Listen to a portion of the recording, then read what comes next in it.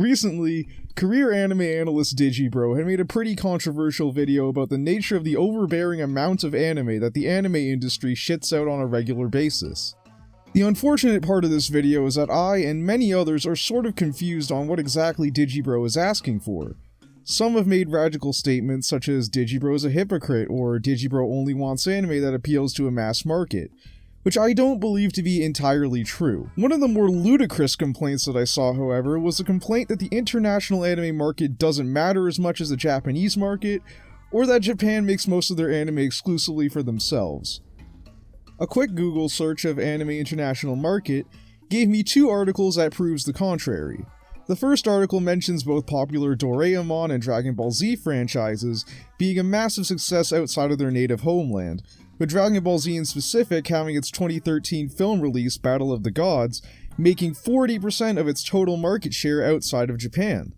The second article, with credible resource statistics from several different researchers, comes to the conclusion that anime is currently enjoying a fourth anime boom, the likes of which we haven't seen since the early 2000s, which large in part is thanks to the increase in digital distribution, as well as market channels that anime has enjoyed, and I highly doubt that either of those facets are being used exclusively in Japan.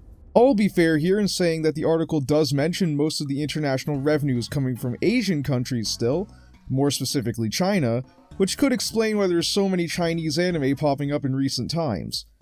On the other hand, we can also acknowledge that at the very least, Europe and North America account for a combined total of 38.1% of the international market share. Europeans, North Americans, Australians, and whatever the hell else you want to throw in there, have My Anime List accounts and are a large part of the international market share, and have a direct effect on how successful anime will be on a widespread scale.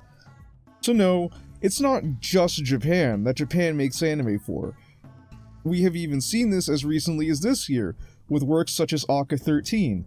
While I can't make direct statements, I will say with the form of pacing, the more sleek and realistic character designs, and the mountain load of inspiration from European iconography, that I have the smallest suspicion that Aka might have been made for a more broad audience than just the Japanese.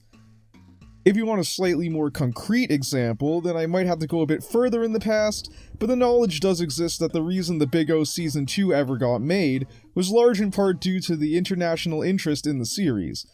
At least that's what Wikipedia said. Hey, I said slightly, I looked for ages and I couldn't find a more credible source for this. Wikipedia doesn't even offer one itself. Can someone in the comments find a more credible source? Cause I seriously want to believe this. But okay, let's say that either of these two are not credible sources whatsoever and you need something even more credible. Well, here's a quote from a Watanabe interview that says Cowboy Bebop was made large in part due to the success of Star Wars.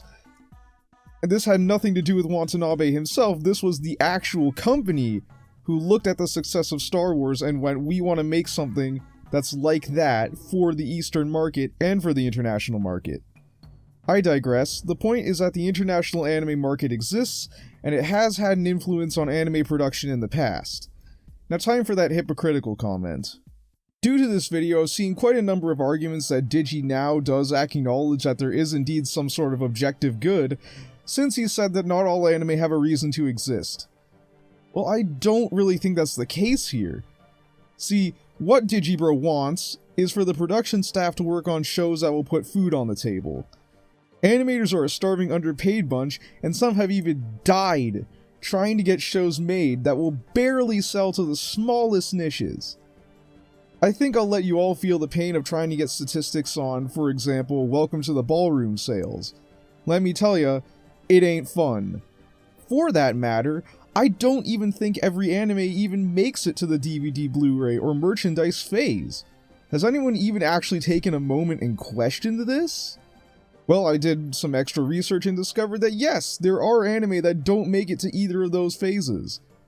While I'm fairly confident that D. Greyman makes plenty of revenue from merch and of course from the manga, selling 22.5 million copies in Japan, considering studios make most of their revenue from splitting Blu-ray and DVD sales, as well as merchandise of specific character designs that the anime character designer himself made, having a Blu-ray of a popular series cancelled is like twisting a knife through an open wound in terms of the profits for said studio.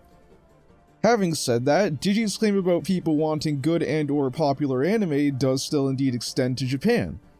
We can see this with weekly sales of Kimi no Na wa, for example, consistently appearing high on Japanese Blu-ray and DVD rankings. With this information in mind, I believe that the main issue here is not one of getting rid of the amount of shows, but if that's the case, then what exactly is the solution here? Well, my first idea was to combine several animation studios into one studio. So let's say that we took all the staff members from Lerche, who currently is operating at a loss looking at Classroom of the Elite sales, and made them yet another subsidiary of, say, Studio Bones, who seems to be garnering more of a profit thanks to My Hero Academia. Well, then we would need to consider how much more costly that would be in terms of resource management. How much would we lose from the Hero Academia profits by having more staff than we need to pay within a single studio, making this other show that's infinitely less profitable? Studios like A1 Pictures can get away with this because they're a subsidiary of Aniplex, who is currently a subsidiary of Sony. Sony makes an anime opening song, the song is released by Aniplex, and then is shown in an A1 Pictures show. Not every studio can be or currently is a subsidiary of some larger corporation, however, so we'll need to rule this one out. So then I thought, well, anime, with the exception of some children's shows or incredibly successful shows that were made from incredibly successful source material, had priorly been surviving on its own niche market before becoming popular.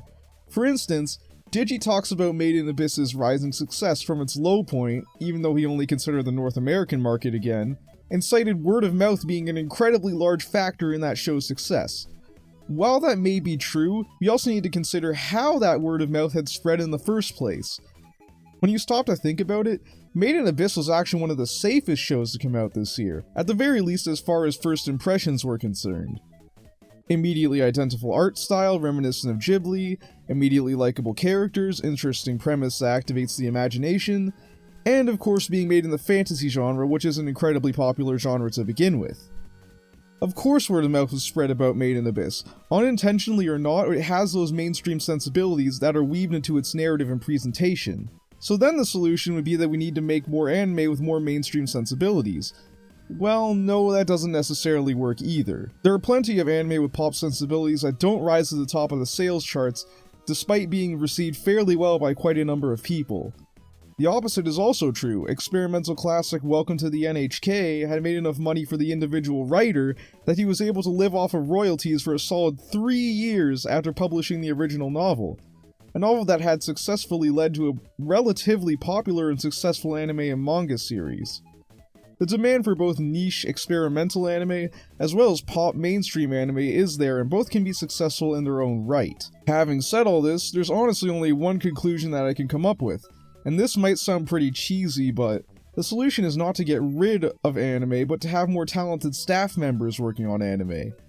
And I'm not just talking about the well-known quote-unquote household names here. You said it yourself, Digi. What exactly is popular this season, at least in terms of the international market, barring most of the Asian countries since I have no clue if they use MAL or not, or if they even have their own MAL. Granted, 2 of the top 3 on the list are Shonen Jump adaptations, which are pretty much guaranteed an audience, and 2 have those aforementioned pop sensibilities being placed in the fantasy genre. But look at the bottom 3 of the top 6.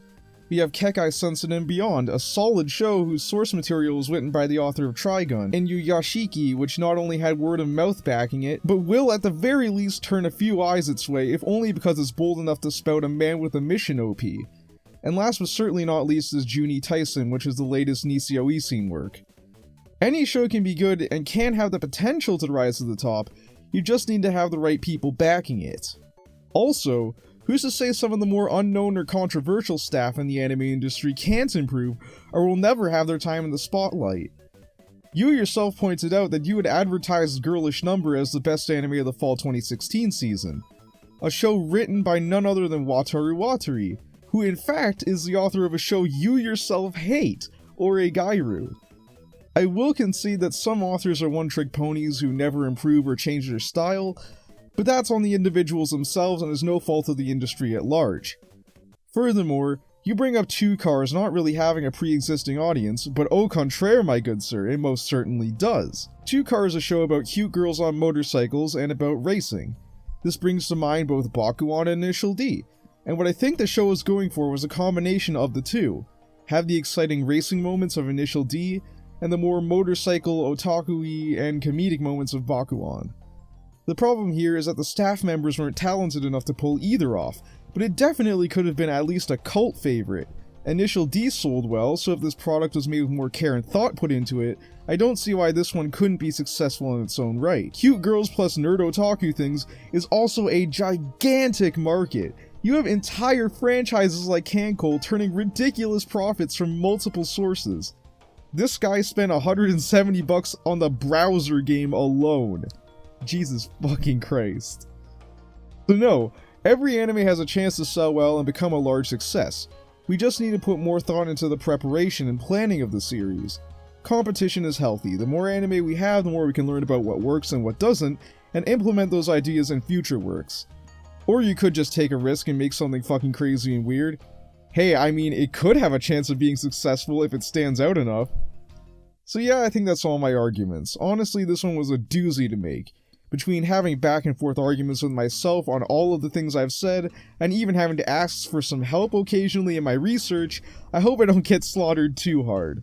Be soft on me, anime community. I'll also mention that if you want to fact check anything, I'll put my sources in the description below, via a paste bin, so you can check those out if you want to.